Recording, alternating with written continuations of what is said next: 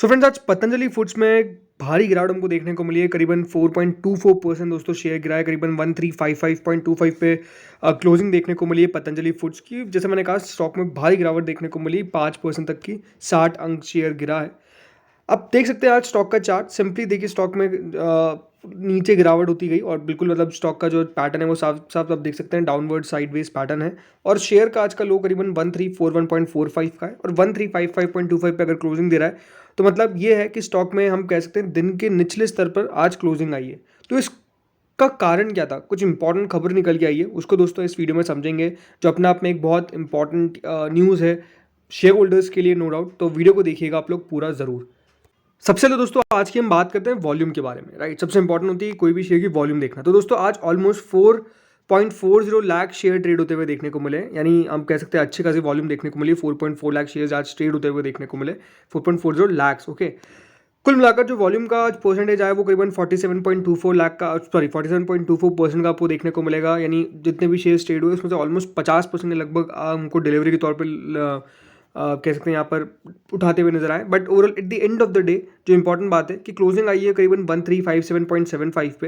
And यहाँ पर अभी भी आप देख सकते हैं 532 ऑर्डर्स आपको देखने को मिलेगा जो सेलिंग साइड पर है। अब ये कौन से ऑर्डर्स होते हैं? ये आफ्टर मार्केट ऑर्डर्स होते हैं जो सेलिंग साइड पर आपको लगते हुए नजर आते हैं। तो करीबन 1357.75 पे आफ्टर मार्केट ऑर्डर्स करीबन 532 आपको देखने को मिलेगा जो सेलिंग साइड पर आपको नजर आ जाते हैं। तो ये बात जरूर है कि स्टॉक में अभी भी सेलिंग आपको देखने को मिल रही है, सेलर्स का बोलबाला साफ साफ नजर आ रहा है। आज देखिए 1415 पे इसका प्रीवियस क्लोज था, 1408 पर ये ओपन होता है। ऑलमोस्ट दोस्तों जो इसका ओपन था, हाई था, वो सेम था। बट 1341 का आज का लो हमको नजर आता हुआ नजर आया। तो आप देख सकते हैं कि शेयर में जो क्लोजिंग हमको देखने को मिली है, जरूर इसके दिन के लो उसके नजदीक हमको क्लोजिंग देखने को मिली, ये बात साफ साफ नजर आती है।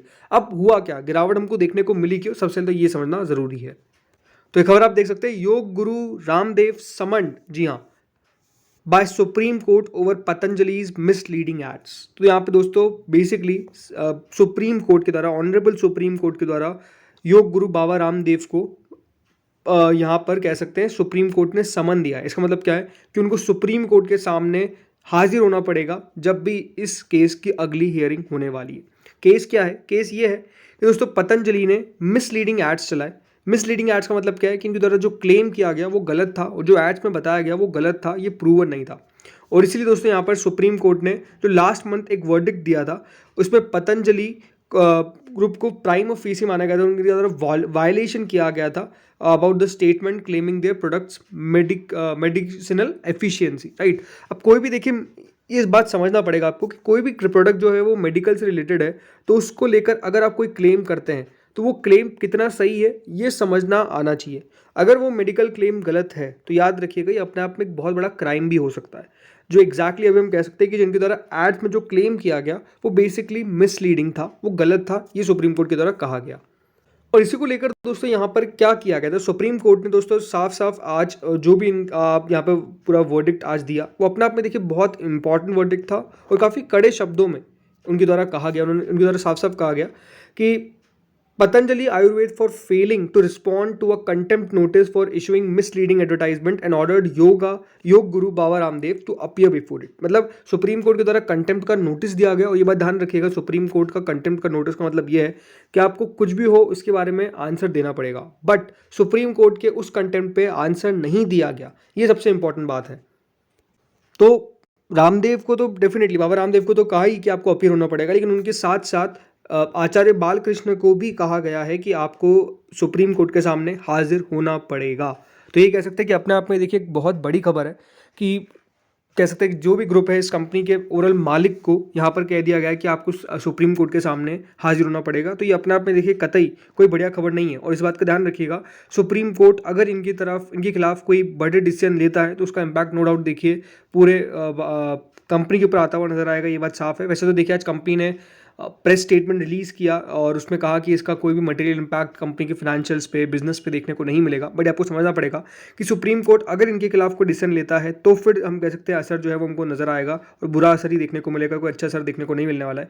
इस बात का ध्यान रखिएगा, जो पतंजलि है उनके द्वारा फाइल नहीं किया गया था रिस्पॉन्स, इवन तो उनके द्वारा प्रेस कॉन्फ्रेंस जो है वो करी गई थी। तो ये आप समझ सकते हैं कि इनके पास प्रेस कॉन्फ्रेंस करने का समय है, लेकिन सुप्रीम कोर्ट का जो नोटिस है उसका आंसर देने का समय नहीं है। और इसी पे दोस्तों आज साफ साफ कह सकते हैं जो जजेस थे उनके द्वारा साफ साफ कहा गया कि why have not you filed your response yet, we will ask the managing director to appear in the court during the next hearing. ये साफ साफ दोस्तों सुप्रीम कोर्ट के द्वारा कहा गया।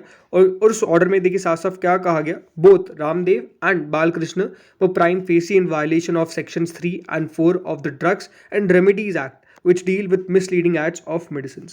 ये दोस्तों पूरा जो केस है बेसिकली इंडियन मेडिकल एसोसिएशन के द्वारा साफ साफ कहा गया। आप देख सकते हैं कि आईएमए साफ साफ कहता है कि अगर कोई भी किसी बारे में यहाँ पर कह सकते हैं कि इसकी जानकारी दे रहा है और वो जानकारी गलत है, आप कुछ क्लेम कर रहे हो जो गलत क्लेम है, तो ये अपने आप में जो भी उसको यूज़ कर रहा है उसकी हेल्थ से भी रिलेटेड हो सकता है और उसका गलत असर पड़ सकता है।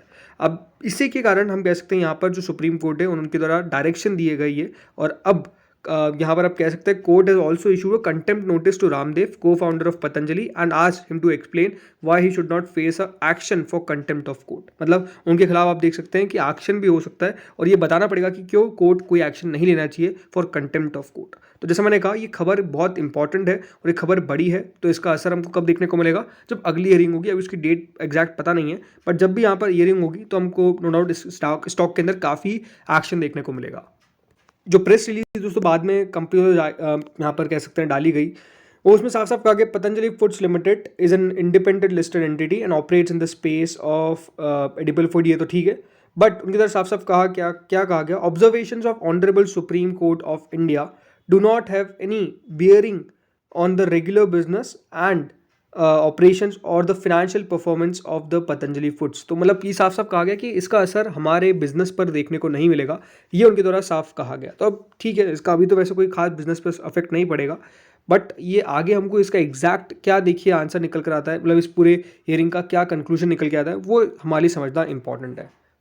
स्टॉक को टेक्निकली समझे तो दोस्तों एक रेंज में ट्रेड हो रहा था, ऐसा लग रहा था कि इस रेंज का ब्रेकआउट जल्द आ सकता है, लेकिन आज की खबर के कारण वो रेंज भी टूटी और जहां पर लगातार शेयर सपोर्ट ले रहा था वो लेवल भी टूटा, राइट। वो करीबन 1525 के आसपास का था, लेकिन अब मतलब जो लेवल ऑलरेडी टूट चुका है। तो अब हो क्या रहा है कि देखिए शेयर जो है वो इस रेंज में हम आपको ट्रेड करता हुआ देखने को मिलेगा, जो ऑलमोस्ट ये है कि नीचे में एक सपोर्ट आता है अराउंड 1300 के आसपास का, 1280 एक एग्जैक्ट लेवल है। शेयर में हम कह सकते हैं पहले भी इस लेवल पर एक दो बार गया था और वहाँ से हमको एक अच्छी रिकवरी देखने को मिली थी, जैसे कि ये आप देख सकते हैं यहाँ पे एक सपोर्ट लिया और उसके बाद स्टॉक में अच्छा तेज़ी बनती हुई नजर आई थी। बट अब यही देखना है कि यहाँ इन लेवल्स पर कितना सस्टेन हो सकता है स्टॉक, ये देखना दिलचस्प होगा।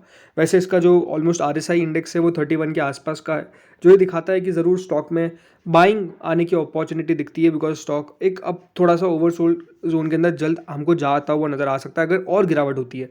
बट लेट्स सी, जैसे मैंने कहा कि एक स्टॉक जो है उसके ऊपर न्यूज़ का इफेक्ट ज़्यादा होगा, तो वो न्यूज़ का इफेक्ट क्या आता है वो देखना दिलचस्प होगा। अगर यहाँ पर फैसला इनके खिलाफ नहीं आता है तो नो डाउट देखिए जिस तरीके से आज गिरावट हुई है उस तरीके से रिकवरी आ जाएगी, कोई बहुत बड़ी बात नहीं है।